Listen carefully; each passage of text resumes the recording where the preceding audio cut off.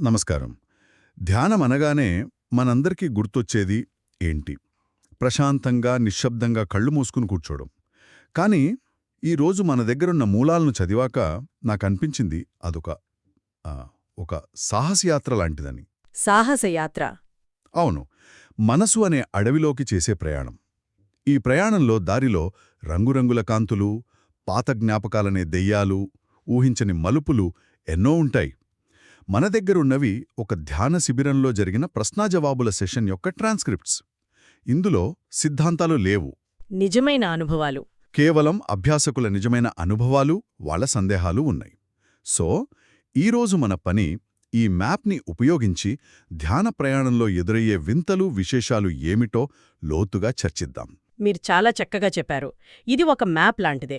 ఇందులో ఆసక్తికరమైన విషయమేంటంటే, ఈ ప్రశ్నలు ప్రయాణంలోని ప్రతి దశను చూపిస్తున్నాయి. అవును, కేవలం ధ్యానం మొదలుపెట్టిన వారి నుండి ఏళ్లుగా సాధన చేస్తున్న వారి వరకు, ఏకాగ్రతను సంపాదించడం నుండి అంతర్దృష్టిని పెంపొందించుకోవడం వరకు, ఈ క్రమంలో మనసు ఎలా మారుతుంది, ఎలాంటి సవాళ్లను విసురుతుంది అనేది ఈ సంభాషణ మనకు కళ్లకు కట్టినట్టు చూపిస్తుంది. అంటే ఇది టెక్నిక్స్ గురించి కాదు. కాదు, మనసు యొక్క అంతర్గత ప్రపంచాన్ని అన్వేషించడం గురించి. సరే, అయితే ప్రయాణం ఉమ్, మొదటి అడుగు నుండి మొదలు పెడదాం. చాలామందికి ఉండే మొదటి అతిపెద్ద సమస్య, అవును, కూర్చున్న 5 నిమిషాలకే మనసు ఎటో వెళ్ళిపోతోంది, లేదా అంతకన్నా ఘోరంగా నిద్ర ముంచుకొస్తుంది. నిద్ర. కరెక్ట్. ఇక్కడ ఒక అభ్యాసకుడు సరిగ్గా ఇదే అడిగారు. ధ్యానంలో కూర్చున్న కొద్దిసేపటికే ఆలోచనలెక్కడికో వెళ్ళిపోతున్నాయి, లేదా కునుకు పట్టేస్తోంది. దీన్ని ఎలా అధిగమించాలి అని. ఇది వినడానికి సింపుల్గా ఉన్నా చాలామంది ఇక్కడే ఆగిపోతారు. నిజం. ఇది దాదాపు అందరూ ఎదుర్కొనే అడ్డంకి. దీనికి మూలాలలో ఇచ్చిన సమాధానం చాలా ఆచరణాత్మకంగా ఉంది. ముందుగా భౌతిక కారణాలను చూడాలి. రాత్రిపూట సరిగ్గా నిద్రపోయామా? ఓకే. చాలాసార్లు పగటిపూట నిద్ర రావడానికి కారణం రాత్రి నిద్ర సరిపోకపోవడమే. ఇది చాలా ప్రాథమికమైన, మనం పట్టించుకోని విషయం. నిజమే. కానీ అసలైన పరిష్కారాలు మానసిక పద్ధతులలో ఉన్నాయి. అవేమిటి? కూర్చున్నప్పుడు నిద్ర వస్తే లేచి టీ తాగరాలేం కదా. లేదు, కానీ లేచి నడవచ్చు.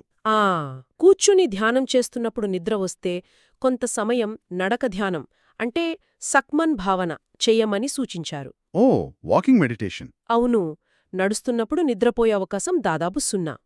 ఇది శరీరానికి, మనసుకి ఒక చిన్న షాక్ ఇచ్చి మళ్ళీ చురుగ్గా చేస్తుంది. సరే. ఇక మనసు పక్కకు వెళ్లే సమస్యకు దానికి ఒక ఆలంబన లేదా ఒక యాంకర్ ఇవ్వాలి. అంటే మనసుని ఒక చోట కట్టిపడేయడం అన్నమాట. దానికేమైనా టెక్నిక్స్ ఉన్నాయా? ఉన్నాయి. కొన్ని తాత్కాలిక ఉపాయాలు. ఉదాహరణకు, శ్వాసను గమనిస్తూ మనసులో లోపలికి, బయటకు అని అనుకోవడం. దీన్ని మెంటల్ నోటింగ్ అంటారు. ఓకే.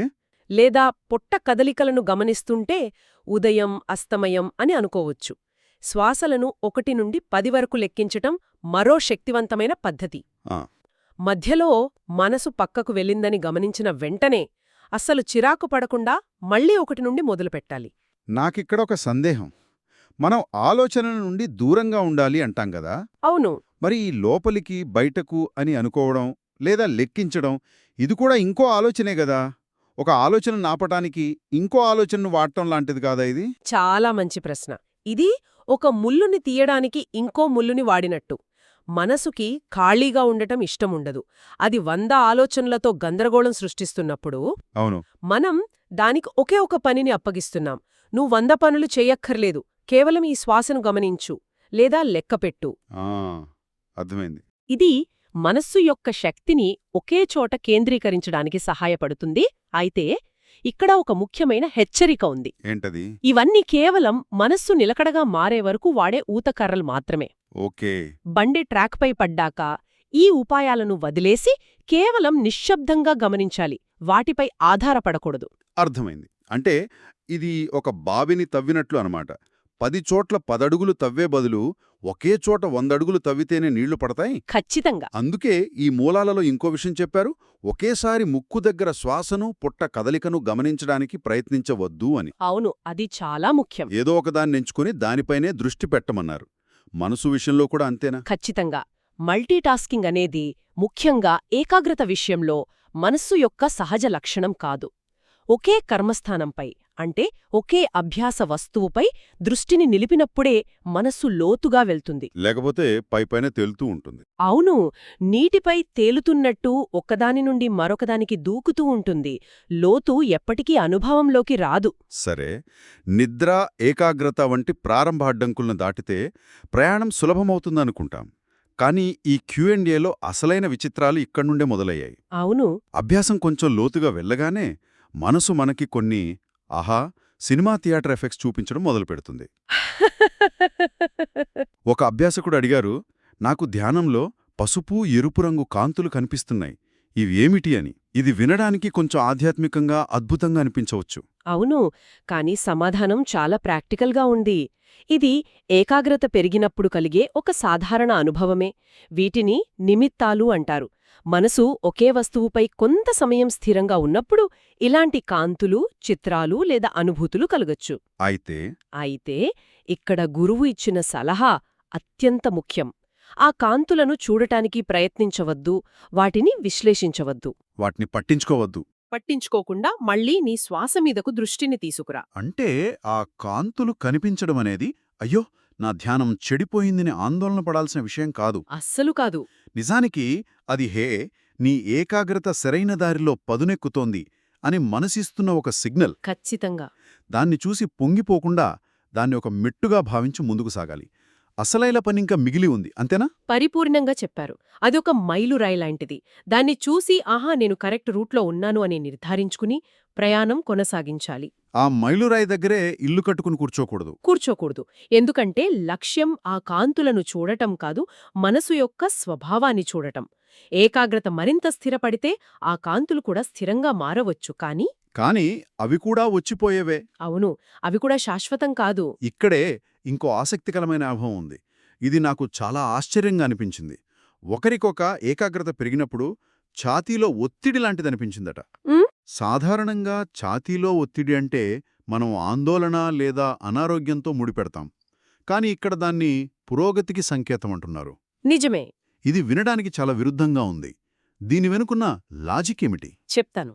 ఇది మన స్పృహ లేదా ఎరుక ఎలా పనిచేస్తుందో చూపిస్తుంది. సాధారణంగా మన ఎరుక శరీరమంతా వ్యాపించి ఉంటుంది, కాస్త అటూ ఇటూ చెదిరిపోయి ఉంటుంది. ఓకే. మనం ధ్యానంలో ఏకాగ్రతను అభ్యాసం చేస్తున్నప్పుడు ఆ చెదిరిన శక్తి అంతా ఒక చోటకి, అంటే మనము ఎంచుకున్న ధ్యాన వస్తువు దగ్గరికి కేంద్రీకృతమవుతోంది. ఆ కేంద్రీకరణ ప్రక్రియలో ఒక రకమైన ఒత్తిడి లేదా బిగుతుగా అనిపించడం సహజం. అది ఒక సమస్య కాదు, మనసు కేంద్రీకృతమవుతోందనడానికి ఒక భౌతిక సంకేతం. ఆసక్తికరంగా ఉంది. ఇదే కోవలో ఇంకో అనుభవం.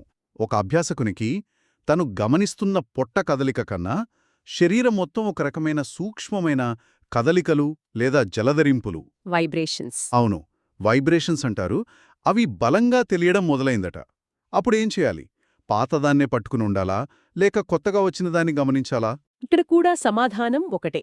ఏది స్పష్టంగా ప్రబలంగా ఉందో దాన్నే గమనించాలి. మనసు సూక్ష్మంగా మారుతున్న కొద్దీ అది అంతకన్నా సూక్ష్మమైన విషయాలను గమనించడం మొదలుపెడుతుంది.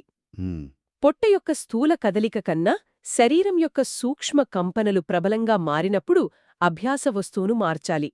పాతదాన్ని వదిలేసి ఈ కంపనలనే గమనించాలి. ఓకే. ఆ కంపనల యొక్క పుట్టుక, వినాశనాన్ని, అంటే అవి ఎలా మొదలవుతున్నాయో ఎలా అంతమవుతున్నాయో గమనించడమే అప్పట్నుండి అభ్యాసమవుతుంది.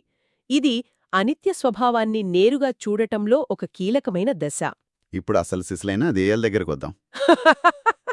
ఇంకొక అనుభవజ్ఞుడైన అభ్యాసకునికి ఎప్పుడో 25 ఏళ్ల క్రితం మర్చిపోయిన బంధువుల ముఖాలు, చిన్ననాటి సంఘటనలు చాలా స్పష్టంగా హై డెఫినిషన్లో కనిపించడం మొదలయ్యాయట. ఇది తన అభ్యాసంలో ఏదైనా లోపమా అని అడిగారు. ఇది నిజంగా కొంచెం కలవరపెట్టే విషయం. ఇదెలా ఉంటుందంటే, బాగా కలంచిన నీళ్లు ఉన్న గ్లాసు లాంటిది మన మనసు. అవును, రోజంతా దాన్ని మనం ఆలోచనలతో, పనులతో కలుపుతూనే ఉంటాం. ధ్యానంలో దాన్ని కదపకుండా వదిలేస్తే అడుగున ఉన్నదంతా పైకొస్తుంది. ఖచ్చితంగా. అడుగున పేరుకుపోయిన మట్టి, మురికి నెమ్మదిగా పైకి తేలుతుంది. అలాగే మన మనస్సుని మనం ప్రశాంతంగా ఉంచినప్పుడు ఎన్నో ఏళ్లుగా మన ఉపచేతనలో అణిగిపోయిన జ్ఞాపకాలు, ముద్రలు పైకి వస్తాయి. ఇది లోపం కాదు, ఇది శుభ్రపరిచే ప్రక్రియలో ఒక భాగం. అంతే. అంటే ధ్యానం ఈ జ్ఞాపకాలను సృష్టించడం లేదు, కేవలం మనసు నిశ్శబ్దంగా అవడం వల్ల అప్పటికే లోపలున్నది బయటికు కనిపిస్తున్నాయి. ఖచ్చితంగా. ఇవి మన ఇంటికి పిలవని చుట్టాల్లాంటివి. వాటితో కూర్చుని కాఫీ తాగి పాత కథలన్నీ మాట్లాడాల్సిన అవసరం లేదు. వాటిని చూసి ఓ నువ్వా వచ్చావా అని మనసులో అనుకుని వాటితో మమేకం కాకుండా మళ్ళీ మన శ్వాస దగ్గరికి తిరిగొచ్చేయాలి. వాటికి ప్రాముఖ్యత ఇవ్వనప్పుడు అవి వాటంతట అవే కరిగిపోతాయి. వాటిలో కూరుకుపోతే అది ధ్యానం కాదు, పగటి కల అవుతుంది. సరే, ఇప్పటివరకు మనం ప్రయాణంలో ఎదురయ్యే మలుపులు, మైలురాళ్ల గురించి మాట్లాడుకున్నాం. ఇప్పుడు అసలైన గమ్యం గురించి చర్చిద్దాం. ఈ చర్చలో అడిగిన అత్యంత కీలకమైన ప్రశ్న ఇది. సమత అంటే ప్రశాంతత లేదా ఏకాగ్రత ధ్యానం నుండి విపశ్యన అంటే అంతర్దృష్టి ధ్యానానికి ఎలా మారాలి? ఉమ్, ఇది చాలామంది అభ్యాసకులకుండే సందేహం. ఏకాగ్రత బాగానే ఉంది, కాని దాని తర్వాతేమిటి? ఇక్కడే ఈ చర్చ యొక్క సారాంశమంతా ఉంది. ఏకాగ్రత అనేది ఒక సాధనం మాత్రమే, గమ్యం కాదు. సమతని ఒక టార్చ్ లైట్ని స్థిరంగా పట్టుకోవడంతో పోల్చవచ్చు. విపశ్యన అంటే ఆ స్థిరమైన వెలుగులో గదిలోని వస్తువులు, వాటి నిజ స్వభావం ఎలా ఉందో స్పష్టంగా చూడ్డం. ఆహా, మొదట చెయ్యాల్సింది చెయ్యి కదలకుండా లైట్ని పట్టుకోవడం. ఆ తరువాతే చూడటం సాధ్యమవుతుంది. దీనికి మూలాలలో 2 మార్గాలు చెప్పబడ్డాయి. మొదటిదేమిటి? మొదటిది చాలా అనుభవజ్ఞులైన యోగులకు సంబంధించినది. ధ్యానాలు అని పిలువబడే చాలా లోతైన ధ్యానస్థితులలోకి ప్రవేశించడం. ఆ స్థితులలో మనసు అత్యంత ఏకాగ్రతతో, ప్రశాంతతతో, ఆనందంతో ఉంటుంది. ఆ స్థితి నుండి బయటకొచ్చిన తరువాత ఆహా, ఆ ఆనందం కూడా శాశ్వతం కాదు, అది కూడా కొన్ని కారణాల వల్ల పుట్టి, ఆ కారణాలు తీరిపోయాక అంతమైపోయింది అని వాటి అనిత్య స్వభావాన్ని గమనించడం. ఇది వినడానికే చాలా ఉన్నత స్థాయిలో ఉంది. మనలాంటి సాధారణ అభ్యాసకులకు అంత సులభం కాకపోవచ్చు. మరి రెండవ మార్గం? అందుకే రెండవ మరింత ఆచరణాత్మక మార్గం కూడా చెప్పారు. అదే ఉపచార సమాధి, అంటే యాక్సెస్ కాన్సంట్రేషన్ అనే స్థాయి వరకు ఏకాగ్రతను పెంచుకుని ఆ తర్వాత విపశ్యన అభ్యాసానికి మారడం. ఉపచార సమాధి అంటే ధ్యానస్థితికి చాలా దగ్గరగా ఉండే ఏకాగ్రతా స్థాయి. ఆ స్థితిలో మనసు బయటి ప్రపంచం నుండి చాలా వరకు విడిపోయి చాలా నిలకడగా, సూక్ష్మంగా ఉంటుంది. ఆ స్థిరమైన మనసుతో ఇప్పుడు శరీరం, మనసులో జరిగే ప్రక్రియలను గమనించడం మొదలుపెట్టాలి. అయితే నాకొక ప్రశ్న. ఇది ఒక స్విచ్ వేసినట్లుంటుందా? అంటే సరే, నా ఏకాగ్రత ఇప్పుడు ఉపచార సమాధి స్థాయిలో ఉంది, ఇక నేను విపశ్యన మొదలుపెడతాను అని నేను స్పృహతో నిర్ణయం తీసుకోవాలా, లేక అది దానంతట అదే జరుగుతుందా? ఇది బలవంతంగా చేసేది కాదు, సహజంగా జరిగే పరిణామం. ఆనాపానసతి అంటే శ్వాస మీద ధ్యానం దీనికొక అద్భుతమైన ఉదాహరణ. ఉమ్, మీరు శ్వాస మీద మనస్సును నిలపడానికి ప్రయత్నిస్తున్నప్పుడు అది సమతా అభ్యాసం. ఆలోచనలు వచ్చినప్పుడు మళ్లీ మళ్లీ శ్వాస మీదకు దృష్టిని తీసుకురావడం ద్వారా ఏకాగ్రత అనే కండరం బలపడుతుంది. మరి అదే విపశ్యనగా ఎలా మారుతుంది? అభ్యాసం లోతుగా వెళ్లే కొద్దీ మీరు కేవలం శ్వాస ఉంది అని గమనించడం మానేసి దాని స్వభావాన్ని గమనించడం మొదలుపెడతారు. ఉమ్, ఓ, ఈ శ్వాస పొట్టిగా ఉంది, ఇప్పుడు పొడువుగా ఉంది. ఇది వేడిగా ఉంది, ఇప్పుడు చల్లగా ఉంది. ముక్కు యొక్క కుడివైపున తగులుతోంది, ఇప్పుడు ఎడమవైపున తగులుతోంది అని శ్వాస యొక్క సూక్ష్మమైన మార్పులను, దాని అనిత్య స్వభావాన్ని గమనించడం మొదలవుతుంది. ప్రతి శ్వాసను గమనించడం. అవును, ప్రతి శ్వాస పుడుతుందని, కొంత సమయం ఉండి గిడుతుందని నేరుగా అనుభవంలోకి వస్తుంది. ఆ శ్వాస వల్ల కలిగే అనుభూతులను గమనించడం మొదలవుతోంది. ఇదే విపశ్యన. ఆహా, ఇప్పుడు నాకు అర్థమైంది. అంటే మనం అభ్యాస వస్తువుని మార్చడం లేదు, అదే శ్వాస, కానీ దాన్ని చూసే దృష్టి మారుతోంది. ఖచ్చితంగా. ఒక వస్తువుగా చూడటం నుండి ఒక ప్రక్రియగా చూడటం మొదలవుతోంది. ఒకే అభ్యాసంలో రెండూ కలిసిపోయి ఉన్నాయన్నమాట. సరిగ్గా. సమత విపశ్యనకు పునాది వేస్తోంది.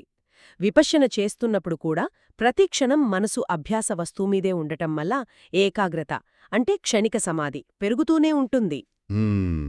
కాబట్టి ఇది ఒకదాని నుండి మరొకదానికి దూకడం కాదు, ఒక సహజమైన పరిణామం.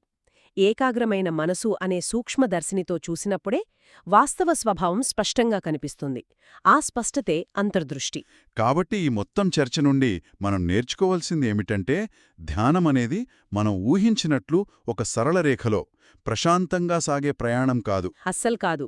మనం కేవలం నిద్రను జయించడంతో మొదలుపెట్టి మనసు చూపే రంగుల ప్రపంచాన్ని దాటుకుని పాత జ్ఞాపకాల గొంతులలో పడకుండా చివరికి ఒకే ఒక్క శ్వాసలో విశ్వం యొక్క అనిత్య స్వభావాన్ని చూసే వరకు సాగే ఒక అద్భుతమైన డైనమిక్ ప్రక్రియ. అవును. చివరగా ఈ మూలాలు మనకోసం ఒక ఆలోచనను మిగిల్చాయి. ధ్యానం యొక్క అసలైన ప్రయోజనం కేవలం ఆ అరగంట గంట కళ్ళు మూసుకుని కూర్చున్నప్పుడు కలిగే అనుభవాలలోనే లేవని, రోజువారీ జీవితంలో మనలో కలిగే రాగద్వేషాలను, ఇష్టాయిష్టాలను గమనించి వాటికి స్పందించకుండా ఉండటంలో ఉందని పదే పదే ప్రస్తావించారు. అలాంటప్పుడు కళ్ళు మూసుకుని నిశ్శబ్దంగా కూర్చోవడంలోనే అసలు ప్రయోజనమేమిటి? బహుశా ఆ నిశ్శబ్దంలో పదునెక్కిన మనసు అనే కత్తి మాత్రమే బయటి ప్రపంచంలోని గందరగోళాన్ని, అంతకన్నా ముఖ్యంగా మన లోపలి ప్రపంచంలోని గందరగోళాన్ని ఛేదించి స్పష్టతను ఇవ్వగలదేమో. దాని గురించి ఆలోచించాలి.